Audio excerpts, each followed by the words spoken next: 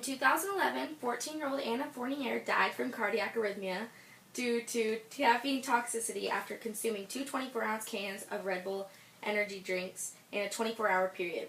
Other cases linked to the energy drinks include the death of a 19-year-old in California, brain damage in a 16-year-old in Oklahoma, and the death of 3 teenage boys in Canada. In 2007, there were 10,063 energy drink-related emergency room visits. In 2011, that number nearly doubled to 20,783 emergency room visits. Although many people think that energy drinks give the consumer a boost of energy throughout the day, energy drinks have been linked to many health problems and ingredients that are under-regulated.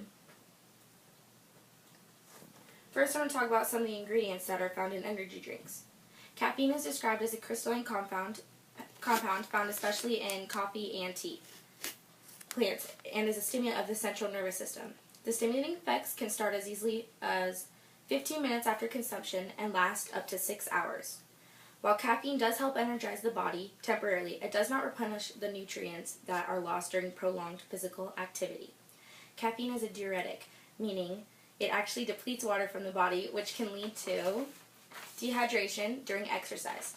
Some drinks contain 10 to 15 times the amount of caffeine as a can of soda, but determining the exact amount of caffeine in each drink is difficult because there are substances that are not regulated by the FDA. And then that's the caffeine, and then guarana. Guarana is known as a substance from a Brazilian shrub, used as a tonic or a stimulant. It is unclear how much guarana is contained in an energy drink because the FDA does not regulate the amount. Guarana also contains molecules called tannins, which some say causes the caffeine in guarana to release slowly, producing a long-lasting plateau of energy. Generally speaking, whenever you see both guarana and caffeine on an ingredients list, you can read that as even double the amount of caffeine.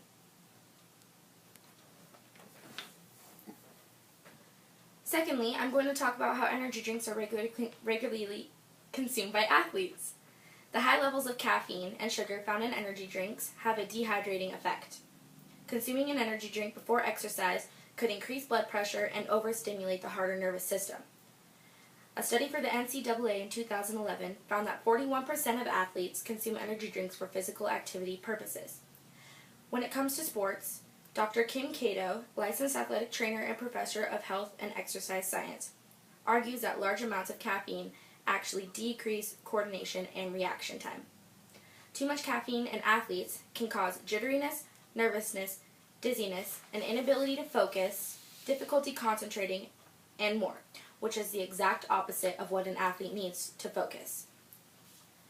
Energy drinks and what we put into our body determine what we get out of our body in terms of athletics. Sports drinks are generally a more healthy alternative. Sports drinks contain from 6 to 8% carbohydrates and electrolytes, which were specifically designed to provide working muscles with glucose and electrolytes to maintain optimal hydration and athletic performance. My third claim is I want to talk about why the ingredients are not regulated by the FDA, which is the Food and Drug Administration. The FDA does not approve or review energy drinks since they are marketed as dietary supplements. Dietary supplements are substances you eat or drink. They can be vitamins, minerals, herbs, or other plants, amino acids.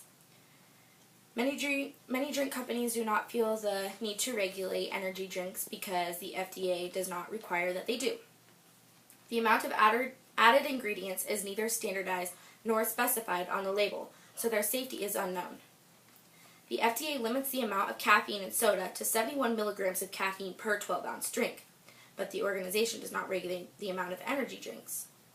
Some energy drinks contain more than 100 milligrams of caffeine in one 12-ounce can, and since many energy drinks come in 16 to 24-ounce cans, you're getting more than twice the caffeine limit for soda. Did you know that it's actually possible to overdose on caffeine?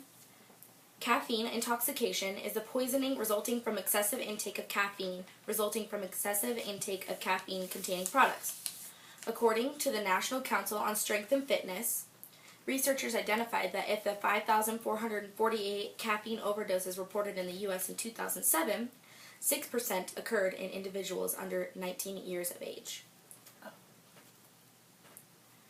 In conclusion, The bottom line is that there are still many unknowns in the relationships between the ingredients in energy drinks and athletics. Until the safety of this practice can be established, consumption of energy drinks prior to and during exercise by individuals is not recommended. Thank you.